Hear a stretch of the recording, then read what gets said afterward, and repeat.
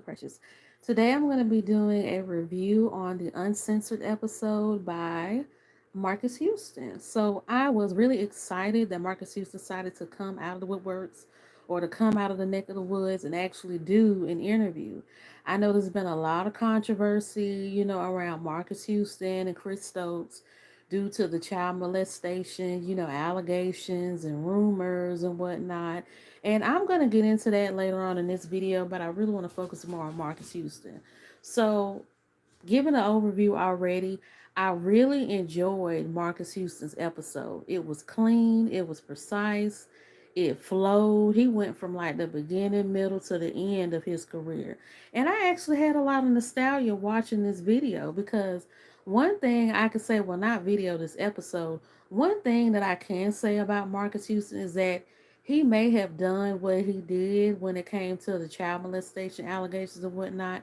Nobody can take away the fact that Marques Houston had a legacy and he had a craft and he had an art that he chiseled and honed in and studied and perfected throughout his whole life. Nobody can take Roger from Sister Sister away from him.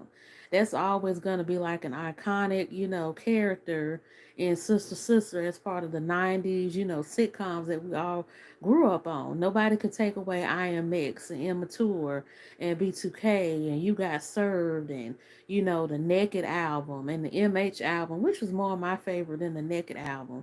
And then the Veteran album that he did that had the song Circles on it. And we remember like the whole Access Granted that he used to do. Because I remember the one he did with Favorite Girl, and I remember the Naked one that he did, and I remember that girl, the behind the scenes of that girl that he did on the MH album. Like, even though this stuff is like over 20 years old already, I still can't believe Marques Houston's in his 40s. I'm like, I know that I know that we're all gonna get old one day, and I know my hair is looking like really flat in this episode, but hey, I'm me, so I'm gonna do it. So I know like everybody gets old one day and everybody ages and everybody, we'll see 50, 60, and 80 one day, hopefully. But you just get so used to being like a 90s kid and being young and, going out to clubs and parties and playing and just like being in the mix and stuff. You never think about, hey, one day I'm gonna be 50. Hey, one day I'm gonna be 60, I'm gonna be 90, I'm gonna be 80, I'm gonna be 40. And when it comes to the 90s people, I just can't see us ever getting old. Like, they talk about us so much, with the nostalgia of the 90s and R&B and hip hop and all these like black celebrity male crushes that we all had from back then and the sitcoms and the movies and the groups and the shows. It seems like, the 90s is never going to get old, even though it is. So that's how I see Marques Houston. Marques Houston looks good for his age. He has aged really well. So I'm gonna get into like the first part of the uncensored episode. So in the beginning of the uncensored episode, Marques Houston talks about his upbringing. I've always known that Marques Houston was mixed because I remember a long time ago he called his mom half Spanish, half black. When I did my research on Marques Houston a long time ago, I used to do those like random searches on like your favorite celebrities to try to find out like how they grew up and who their parents were and what their siblings were like. I've always known Marques Houston was mixed because some sources at the time was saying that his mom was Mexican and some said his mom was half black and half Mexican. Looking at the pictures of Marques Houston's mom during the uncensored episode, she looked Mexican to me because I mean she possibly could have been Mexican or Salvadoran because he did grow up in I think South Central LA around the way from Inglewood, and California has been known for its large Mexican and Salvadoran and black populations, as well as, Asian and Pacific Islander, populations, because California has always been a very ethnically diverse, state. So I've always known that Marques Houston was mixed. Um, the thing that I did not know that Marques Houston dealt with was colorism as a child. And I thought that was interesting for him to really talk about because I'm going to be honest with y'all. A lot of people that come from black and Latin families have experienced or have seen a family member experience heavy colorism or some type of featureism or some type of texturism or anything. And it's really sad, but I also find it annoying how so many people of color, especially with Hispanics, are just so nonchalant about how racist and colorist they can really be. Because Marcus Houston is not the only person that I've heard to come from a mixed family, especially a person of Latin and Black descent, because I've heard about it from Puerto Ricans, Mexicans. Like I've known people throughout my life who were, mixed with Black and, Mexican or Black Puerto Rican or, Dominican and whatever. And if they came out, a little darker or a little browner, and all their siblings would come out lighter or their families would be lighter, they would get picked on. They would get called, names and be made to feel like they don't fit in and they don't belong. And I can tell y'all that Black people, we complain about it already about colorism and racism within our own families. When you're light skinned, you're seen as someone who's better, more attractive. And when you're dark skinned, you're seen as someone who's unattractive and less than and not going to be anything in life. But with Hispanics, like it can be like it could be hurtful. And I can honestly say from experiencing it myself, it could be a lot more hurtful experiencing it from Hispanic people than Black people, because when you are a darker skinned Hispanic person or a person of Black and Hispanic descent, like myself, and you come out looking African American or more Black, it's a different type of experience than dealing with African Americans, because you can be like in a setting with Hispanics and be Puerto Rican, Dominican, or Cuban, or be Mexican or whatever Hispanic nationality. If you look too Black and you speak Spanish just like everybody else and understand Spanish like everybody else, you'll get crossed over, you'll get cut off mid sentence, you'll have your back turned on you, you'll have people stepping in front of you so you can't be seen. You'll have people saying, "Oh, she doesn't understand Spanish, she doesn't know it, you may have to help her, or she might need an interpreter," automatically getting placed and debunked and already getting wrote off as something that you're not because you're Black. And a lot of people just may never understand or even never truly understand what it's like to be a person of Black descent or a person of Black Latin descent or a Black and Latin descent and be treated as a second class citizen by your own people and even by your own family.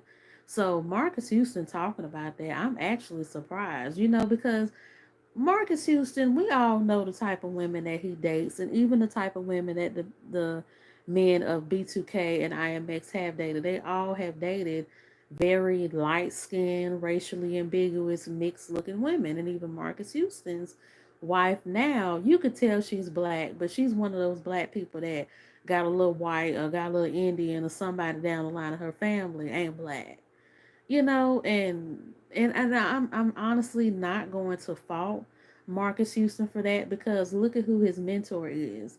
Because I remember when Raz B was talking to Quentin Tarver, who was an artist that was signed under Chris Stokes, who has since passed away, was mentored by Chris Stokes and went through the same abuse and the same torment and all types of crazy stuff that Rasby and the other B2K and IMX members had, endured. And I remember on the phone conversation that Rasby had with Quentin Tarver, and this was like 10, 15 years ago, back in 2008, 2009, when Rasby started talking about it. And him and Quentin Tarver was talking about how Chris Stokes would make them eat like veggie burgers because he would say, you're getting too fat, you're getting too big, you need to stop eating meat. And then would tell them that they couldn't talk to any dark skin or any brown skin girls. And Quentin Tarver even said that Chris Stokes made him break up with his girlfriend that he really liked and was really in love with, who happened to be dark skin or brown skin or just wasn't light skin or mixed, as to what he said. And a lot of us don't really understand, and I've noticed a lot of Black families have gone through this too. And I feel like it's slavery and it's over fetishism. And I'm not going to deal with this too much in this video because I don't want it to be too deep. But a lot of us don't really understand how systematic racism and colorism has been ingrained in a lot of Black families. Whether you're from California, New York, New Jersey, North Carolina, Florida, Texas, wherever. As a black person, African American, I don't think a lot of us really can fathom how deep and how far back a lot of the things that we do say and feel and even like dates all the way back to slavery. Because when you think about it, as African Americans, we weren't always seen as the most loved and beloved and the most beautiful people. I mean, when we came here as slaves, we got raped, we got abused, and got cut up and stabbed and, chopped up and burned and mutilated and molested and beat, and all types of stuff was done to us. And then on top of that, you had the slave masters, pitting us against each other with the whole light skin, dark skin stuff, and then causing division amongst us by favoring certain black women based on skin color and hair texture and body features and skin tone. Dark skinned woman may get more favor because he fetish the dark skins, or vice versa with the light skins and stuff. So a lot of that is still ingrained in us even till today. And I've seen a lot of black families that have that, Creole background, or they have that mixed background where somebody had a great granddaddy that was white and everybody came out with blue eyes and light skin and blonde, long black or brown hair. And they told all of the family members, to keep the color in the family. Don't bring home nobody black, nobody dark, nobody brown. And you see a lot of that, today, like with Marcus Houston and the men in IMX. Because I know Young Rome, I think he's married to a white woman or to a mixed woman now, and he has a daughter with her, I think. As far as LBD, the darker one that had the glasses, I'm not sure who he's married to or who he's dealing with. And then, B2K, all of them except for Raspy. Well, Raspy, I think I got a feeling Raspy, he's one of those like I got a feeling he like white women. I can't see him being with no black girl or nothing like that. I see Marcus Houston, I mean not Marcus Houston, Raspy being with a white or Asian woman. I just can't see him with somebody black. But I mean, we saw it with B2K and all the racially ambiguous mixed women that they've all dated and had babies with, and IMX Immature the same thing. The Jacksons, Janet, Michael, all of them got kids and grandkids with people who ain't black. So, I mean, colorism and racism is heavily instilled in people.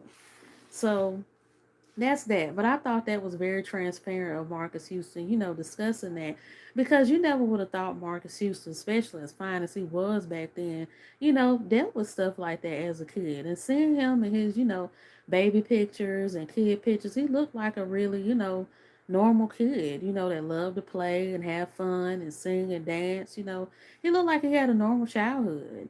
Moving along from him being a kid and enduring all the things he dealt with his parents and his siblings and whatnot, it seemed that he grew up in a very stable household.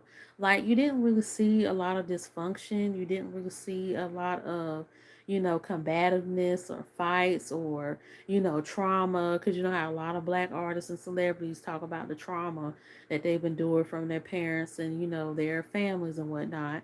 So Marcus Houston pretty much had a good childhood. One thing I did notice was that he didn't really pinpoint too much on how he and Chris Stokes, met or how their relationship developed. One thing I commend Marcus Houston on, now he probably was media trained or probably got, trained by Chris Stokes. So he's probably been under the gaze of Chris Stokes for so long, he knows how to talk, when to talk, and when not to talk. Because he did a very good job gloating over certain details and certain instances in his life that didn't allude or dip into the fact of all the stuff that everybody's been saying that he and Chris Stokes are into. The child molestation, the conditioning, and, the real reason why the Filipino guy and Immature left. Because he did talk about how, he got started into acting. He played one of the characters in Bebe's Kids. Marcus Houston, he always seemed to have like a knack for acting, which is what I really like. The thing that I love about like 90s kids and 90s celebrities is that we, like our generation, had that raw talent. Like, if you love to sing, you would go to like a karaoke show, or you would sing in church on the choir, or sing at a talent show. And if you wanted to be a singer, rapper, dancer, whatever, you honed in on that skill. There wasn't a such thing as props and theatrics and gimmicks and all this type of stuff that they have now, or clickbait. You actually had to be talented in order to sell records, or in order to, be seen as a homegrown natural superstar. So that's what I really liked about Marcus Houston, because in today's generation, especially, that's a rare thing for people to be authentically talented like that, and for them to actually get their due diligence and due justice and the royalties and the fame that's well deserved to them for being that talented like that. So Marcus Houston did talk about the development of, Immature, and how they came up, and then how they had a friend, the Filipino boy who was a part of Immature. And this is before LBD was fit into the mix. Now, to those of you who don't know, the reason why, and I've done a lot of research, I love B2K and IMX growing up. Like IMX, they was more, I was born in 94, so of course I didn't really see, Immature in their prime, because I was a baby when they came out. But I remember the song, We Got It, where they performed in the nursing home, and they had all the older people dancing on, stretchers and, crutches and stuff like that, with Smooth, who was Christo's sister, rapping and doing her part. And, I remember watching Roger, on Sister Sister, and then I remember how he talked about this in the Uncensored episode, where he played his role of Batman in the episode, and he was talking about how, like, he and, the other Immature members were so popular that they was taking away shine from, like, Tia and Tamir in the show. And he was like, people was kind of mad at me, kind of mad at us for kind of stealing the show and everything. And I thought that was cute, that, he was humble, that humble to talk about his fame and his impact that he and the other guys at Immature had on everybody. And, I felt like I felt like this episode was just so smooth, and it was so intricate, and it was just so well thought out. It wasn't messy, it wasn't calculative, it wasn't shady, because Marcus Houston, he could have went in on a whole lot of people that have been talking about him and whatnot, but he knew he had to play it cool and safe face and take the high road, because if he did, poke the bear and throw shade and whatnot, then it would allude to what everybody has been saying. So he played his part really well in this episode. So I really did like how he talked about his relationship with Tia and Tamara, how he was more closer to Tia than he was to Tamara, but he said that he and Tia didn't really date.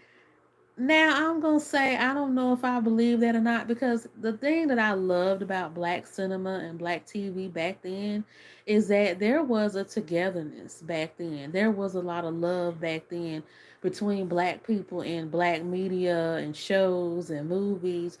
Back then it's like we were all we had as far as like entertainment. And it's like when you watch Sister Sister, you would see somebody in Sister Sister play on, like, well, they used to play on, like, the Cosby Show, or they played on In Living Color. Like, you would see them on Sister Sister, and they might guest star in Living Color, or they might guest star in Living Single or Martin.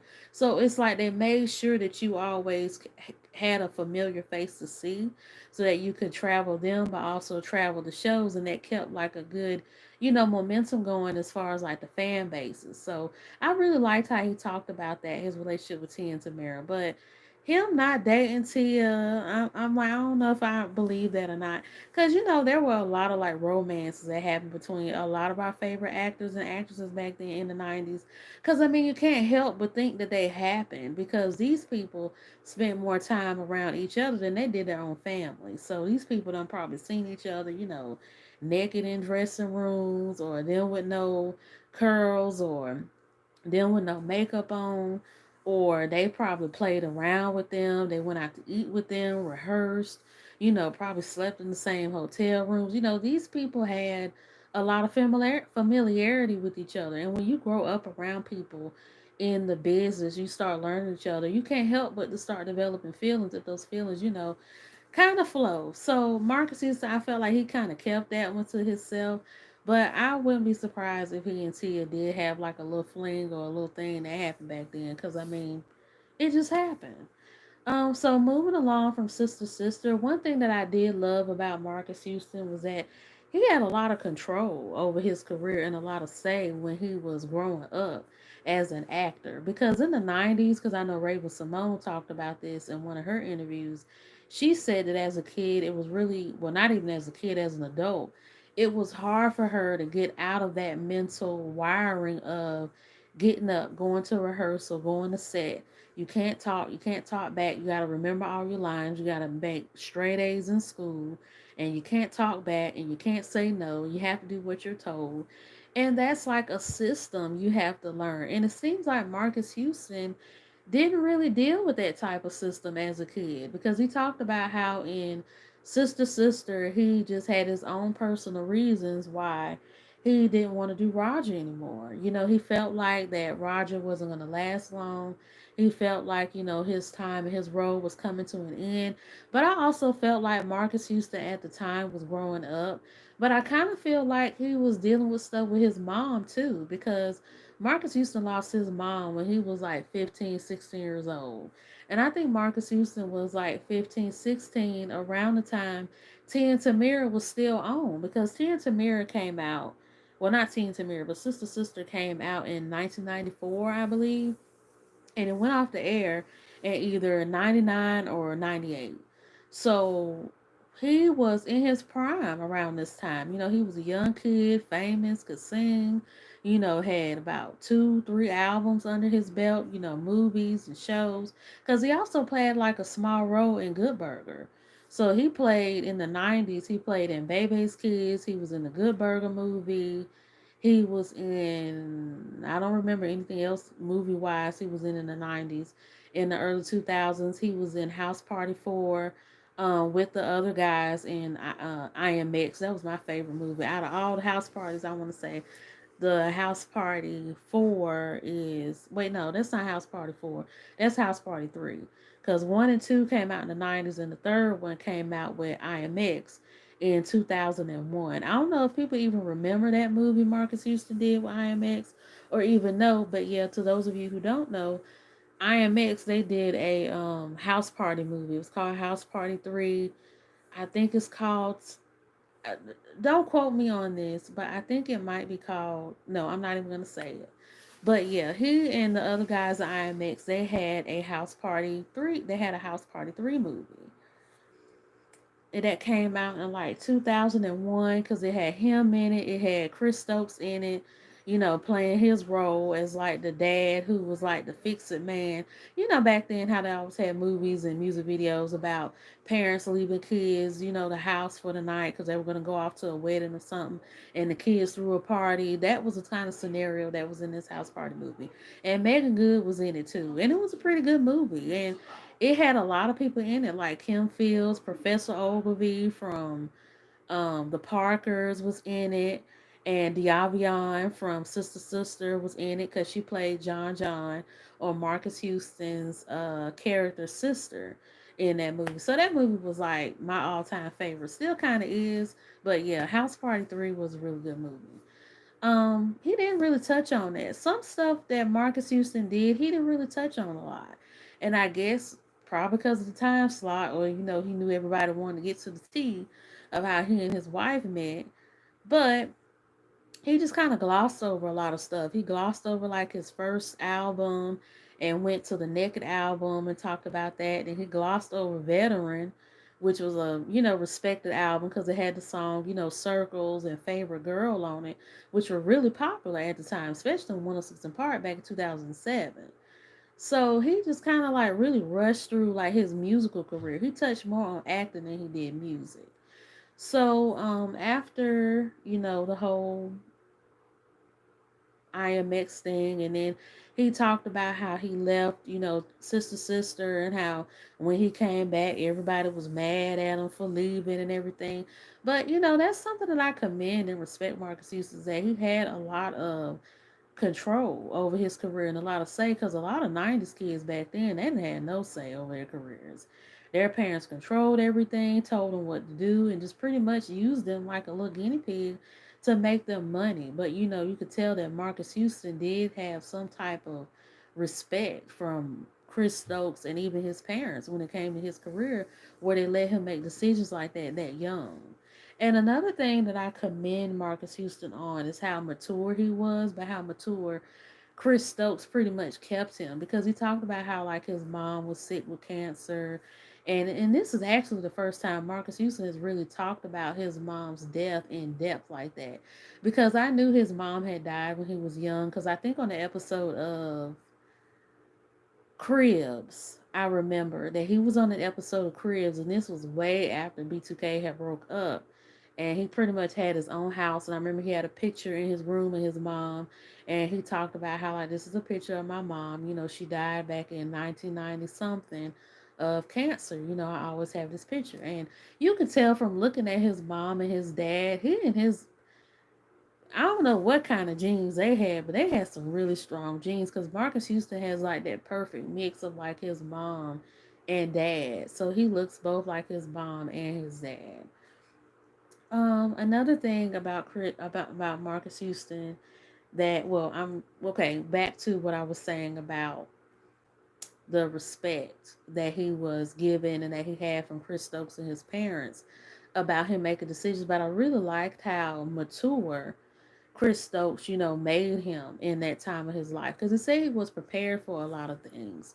Because he said when it came to his mom's death, he was told, you know, in the beginning when she was sick, you know, your mom, you know, is pretty much sick, you know, she has cancer. And so they were pretty much, you know, preparing him for her demise or for her death.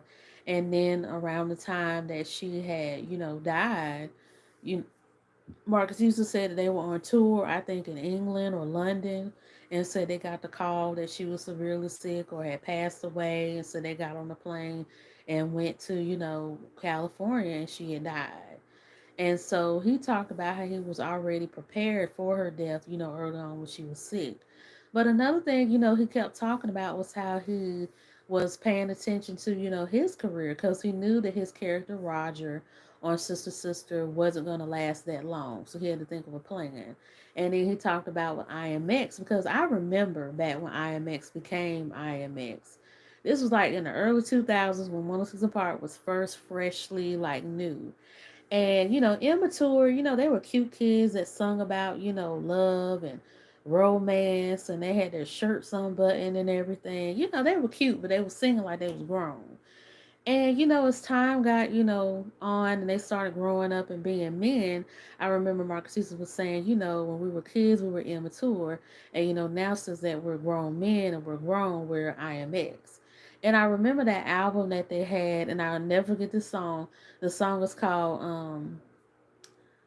My First Time. It goes like, okay, I'm gonna try to sing. I'm trying to sing real good for y'all, so don't laugh at my voice. But it goes like, my very first time in a house on the couch in your parents' bedroom. Remember my very first time.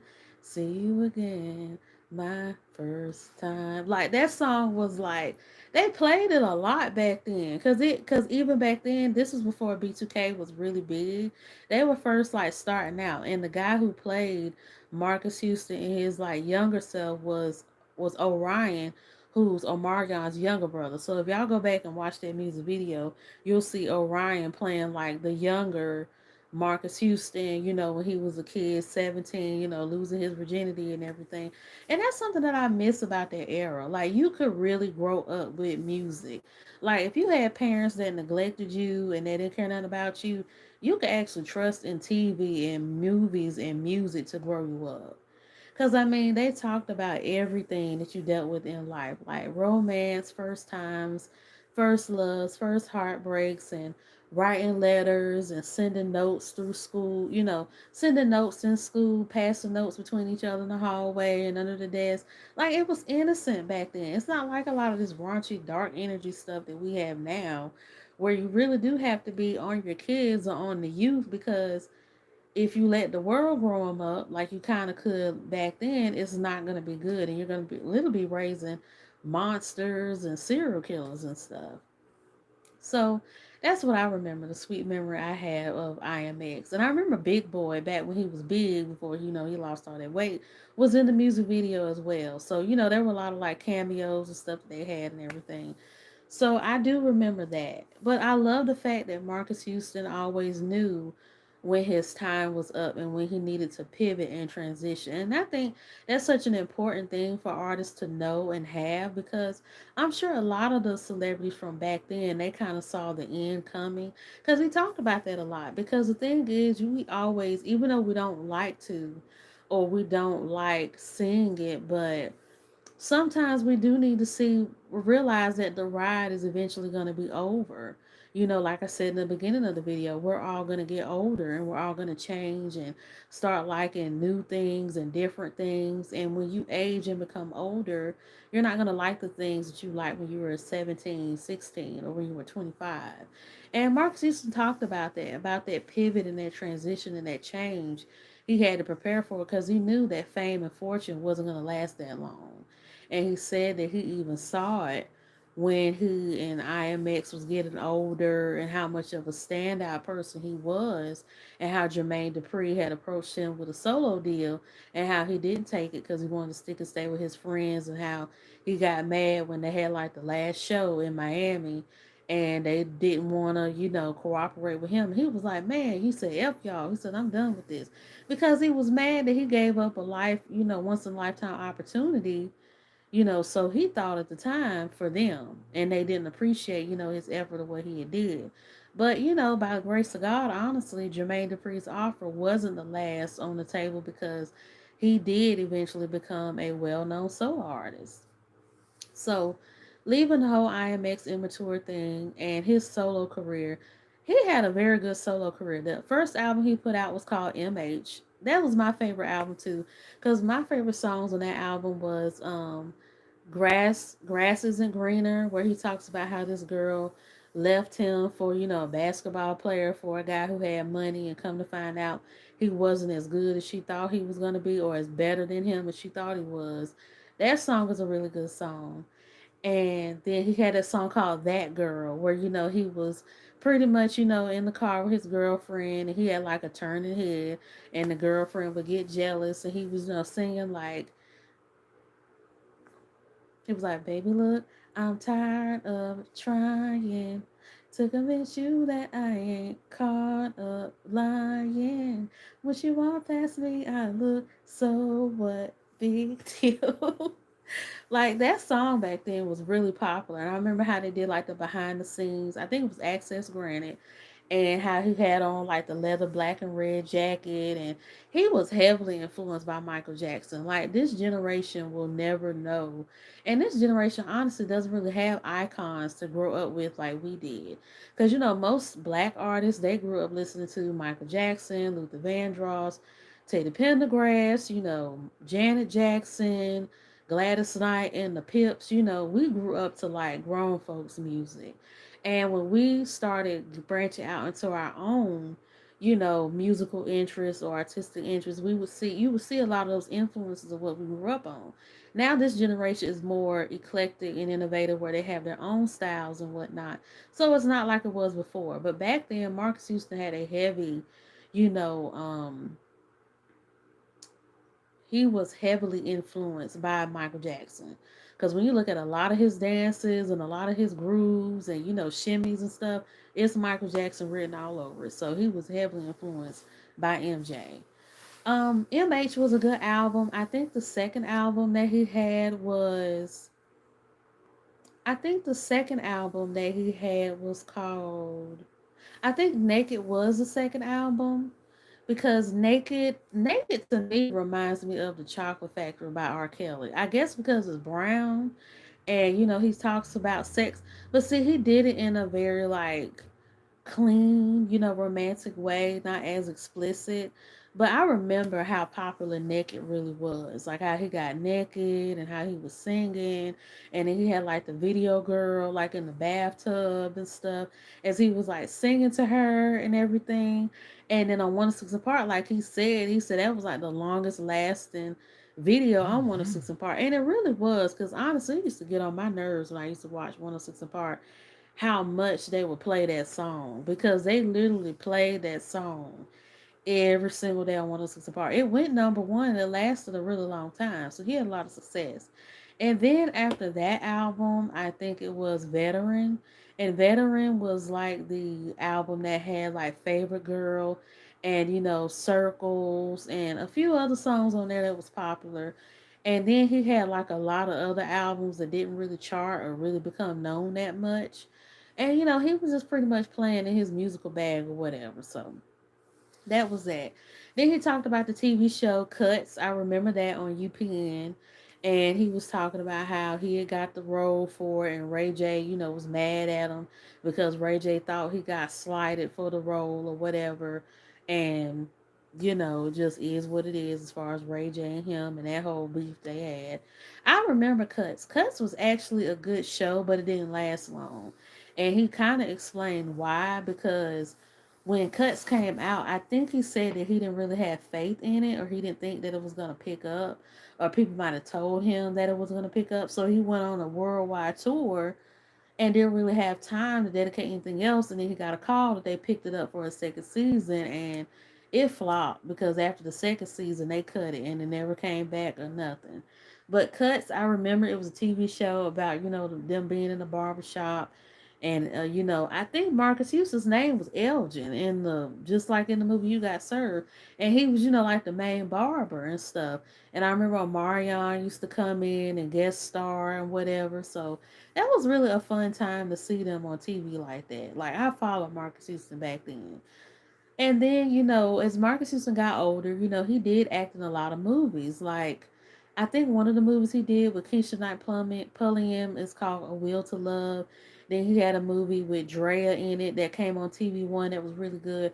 Marcus Houston did a lot of good movies that came out on TV One back in like the 20 teens. And then he had the Tubi movies. I remember he did a scary movie with Omarion called Somebody Help Me.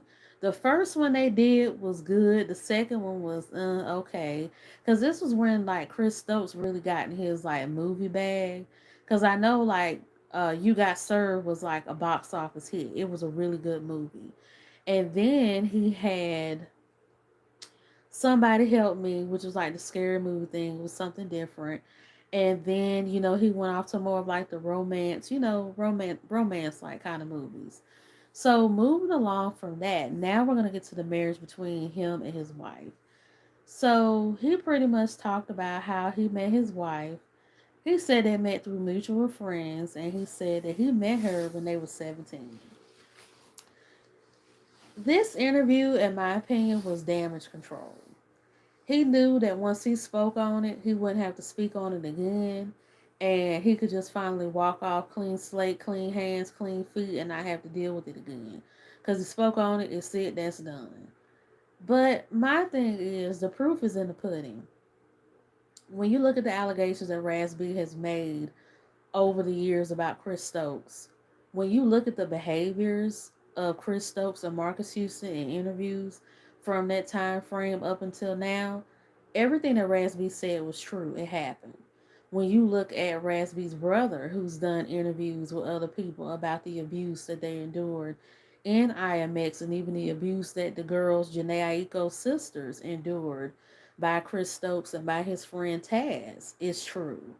I mean, if you study these people's lives and look at their pictures and interviews and behind the scene footage and pay attention to a lot of the things that was said by Rasby and how things start clicking when you see different things, all of that stuff that happened, it was true. So I feel like Marcus Houston, he knew what to say, knew what not to say, he knew how to clean it up and make it classy. Um, as far as like Marcus Houston meeting his wife at 17, how could you meet up with a 17-year-old when you're in your late 30s? Unless you a really grown 17-year-old and you just mature for your age and you hang out with people that's adults, I could see that happening. But this girl is a known runaway. Like, there's already been research done, and there's already been, things mentioned about her being a runaway as a teenager. And so, if this girl was a teenager when she was a runaway or a captive person from the ages of 15 to 16, then how did you meet her at 17? The only way you could have met her at 17 is if somebody, quote unquote, found her, and if somebody was holding her hostage and pretty much conditioning her and, dolling her up to be met by an older man to be controlled and taken care of. That would be the only way that you could meet her at 17. So I feel like with his wife, that she got kidnapped for sure and taken in hostage, but I also feel like she got conditioned and groomed really well before she got introduced to Marcus Houston, and Marcus Houston was like, all right, I like her. She don't know nothing about me. That way, if she don't know me and know nothing about me, she can't argue me down about the allegations of the supposed abuse and this, that, and the third. Because abusers know how to pick their victims. When you got somebody, especially a man that's older, never had any kids, never been married or whatever, and Marcus Houston has been engaged plenty of times. He's been engaged to a lot of his girlfriends. He and Mila J, Janae Aiko's sister, actually dated and were engaged for a really long time before they broke up. And they had a song together called Good Looking Out. That was my favorite song too that came out. Because Mila J, she had like a lot of good songs. I don't know why. And I'm going a little tangent, but not too long. I don't know why Mila J's career has either been downplayed or why she has never pumped up her career. I feel like Mila J is like the laid back sister, and I still can't believe Mila J is 40. Like a lot of these people, like I said, people get old or whatever, but I just can't believe Mila J is either 39, I think she's 39 or 40. I still can't believe that she's that old. But anyway, Mila J, I felt like her career has been played down, or maybe she plays it down, because she's a very like laid back person. But I'm like, she had a lot of good songs that came out over the years. Like, um, what's that song that she did? It's called Incomplete. I remember when she premiered that song on 106 and Park, and it did, fairly well. That's when she got introduced as Mila J. And then, Janae Aiko at the time wasn't all that famous. She was known a little bit for B2K, but she wasn't like the powerhouse she is now. She came out with that, and then the song "Good Looking Out" with Marcus Houston, like "Good looking out, little homie, glad that you show me just what it was all about." Like I played that song heavily back then. But anyway, they had a song together. That was their song, and they dated and was engaged for a couple years before they broke up. So that was that as far as like Mila J. But Marcus Houston has been engaged a whole lot, but he's never been married nor ever had any kids. And he even said, like in his Uncensored, that he never thought that he would have kids. And I'm glad to see Marcus Houston be honest about that, because I just feel like, and it is so sad how people in today's time generation, even myself who's 28, we feel a lot of pressure now to have kids to fit in and to look good instead of it being a choice, because there's been so much glamorization of being a baby mama and being a parent and being somebody's, mama or daddy or father figure, mother figure, whatever. It's like you can't really be comfortable in your fertility, or you can't be comfortable in your, it's like you just can't even be comfortable in your fertility or be comfortable in your feelings or your mood or your mode of motherhood, whether you want that or not.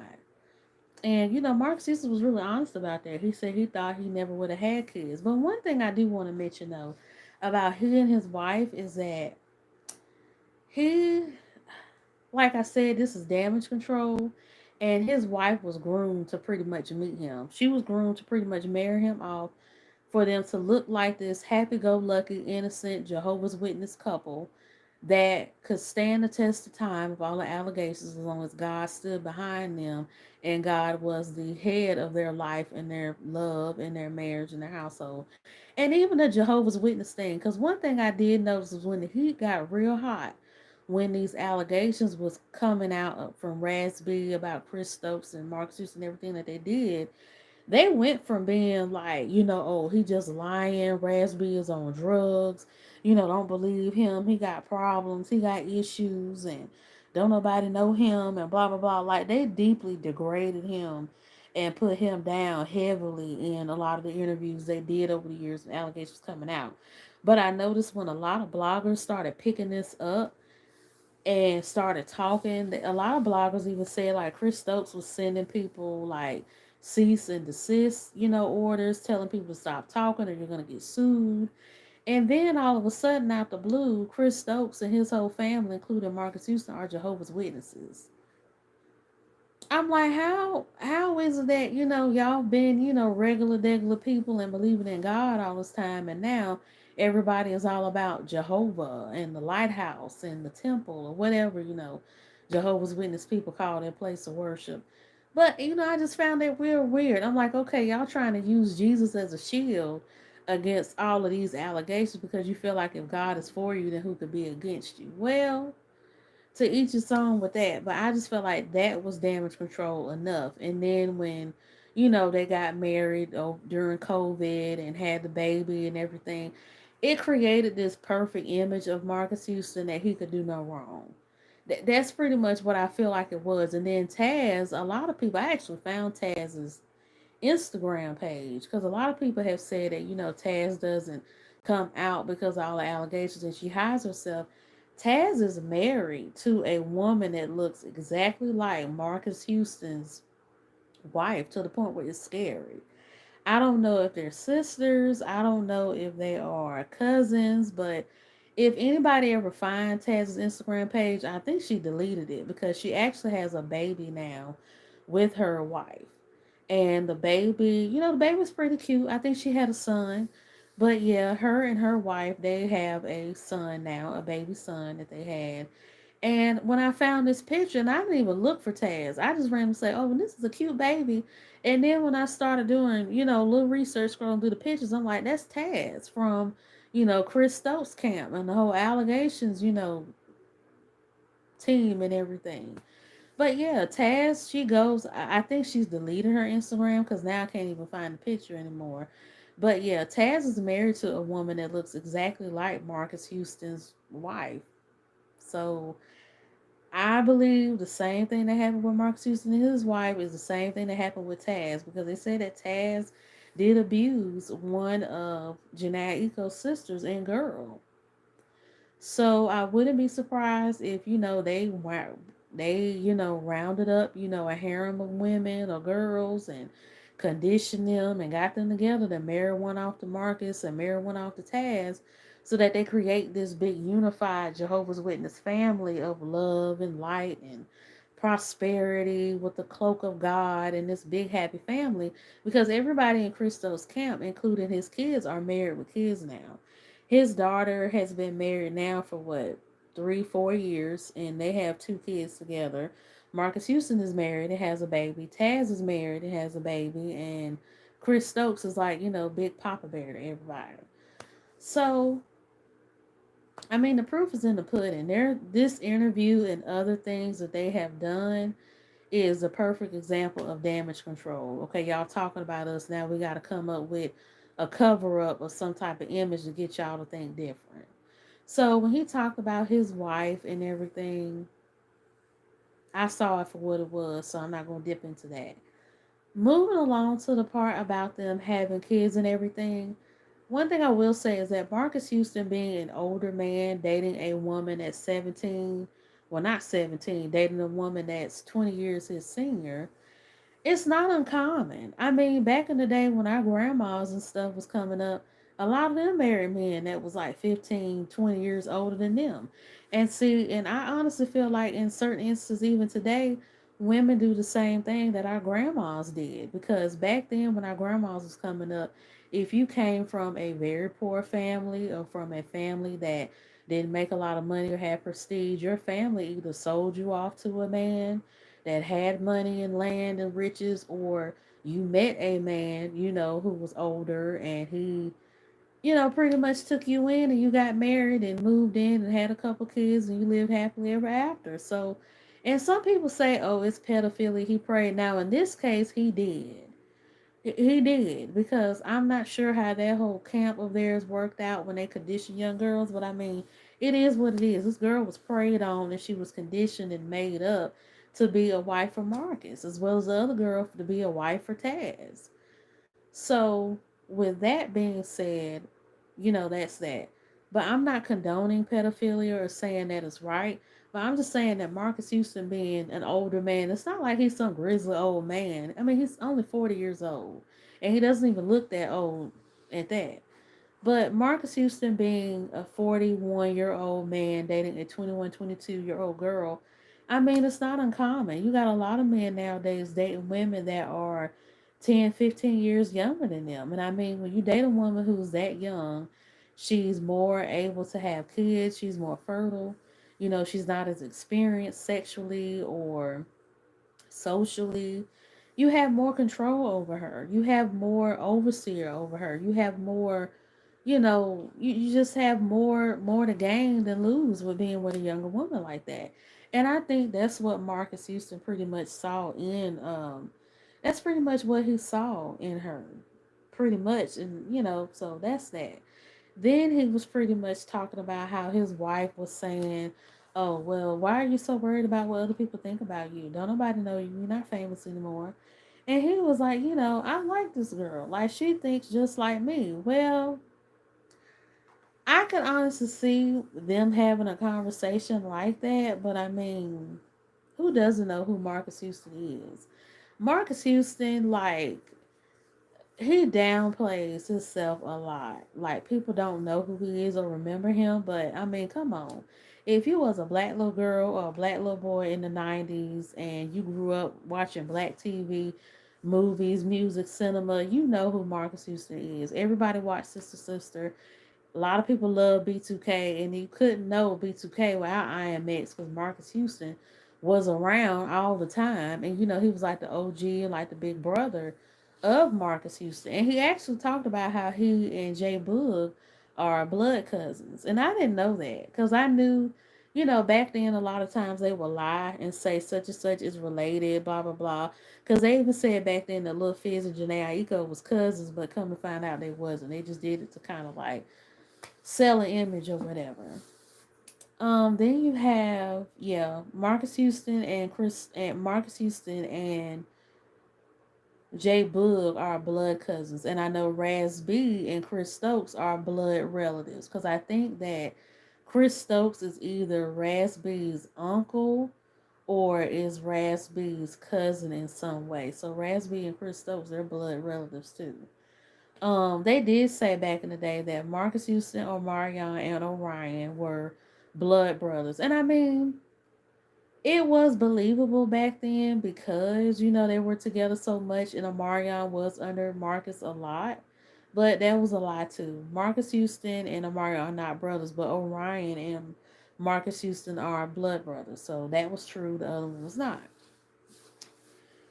Then, dealing with the whole wife situation thing, I just feel like Marcus Houston, like I said, this interview was damage control.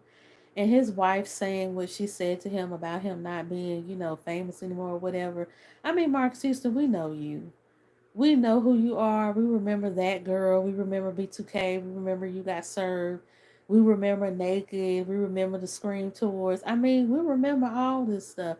And even that embarrassing picture of him in like the spacesuit where he had like a white tank top and white shorts and he had like raincoat material over it. Like, Marcus, we know who you are. We know you. We know you're Roger's sister. We know you. And for him to say that, I feel like it was a lie because I'm like, how can this girl not know who you are and she's been conditioned under you? He said that to make it cute. And I'm like, okay, this is sweet or whatever, but I'm not buying it. And to sum it all up, he pretty much summed it up, with the birth of his daughter and how he's a daddy now, how he loves his daughter and his wife and everything. And they do make a really cute couple and they really make a cute little family and everything. But to close out this review, I enjoyed watching the review. I enjoyed how smooth it was and how good it was. And I like the fact how Marcus Houston had a set career where everything was in order and whatnot. And despite what he's been accused of and what he did, like I said, Marcus Houston created a legacy for himself. He had a successful movie career, a successful TV career, or whatever. But I personally feel like we will never know his true mind and we'll never know his true feelings because even though Marcus Houston has been accused of doing all the things that he did to Rasby and Quentin Tarver and others, we don't know what he's been through. You could tell that his parents, pretty much gave him a good life and they entrusted him with Chris Stokes, but we don't know the mental conditioning that Marques Houston had to go through. And it's obvious that he's gone through his own mental conditioning by Chris Stokes. Because, I mean, look at how they all marry and date the same women. And they're all Jehovah's Witnesses, and they all have like the identical makeup of a family. So I feel like we can't really judge and poke fingers too much because we don't know Marques Houston's true mind or his true feelings of what he's been through. Because it's obvious that for somebody to be that calculative like that and to know what they've done and to talk so smoothly and so accurately about certain things, but making it all make sense when he doesn't reveal everything, it says a lot. It says that he's been conditioned to know how to talk, when to talk, and when not to. But it's obvious that, he's done a lot of things himself that, he cannot talk about because it'll make him look like the villain or the bad guy. But I believe Marques Houston has been through his own turmoils and demons and probably his own abuse as a kid being under Chris Stokes like that. Because a lot of times abusers get abused and that's how they learn how to abuse people. So I hope you guys enjoyed this live that I did. I hope you guys enjoyed this review. Please leave positive comments under my video. Please like, love, subscribe, and share my YouTube channel with other beautiful people like myself. So thank you. Have a good night.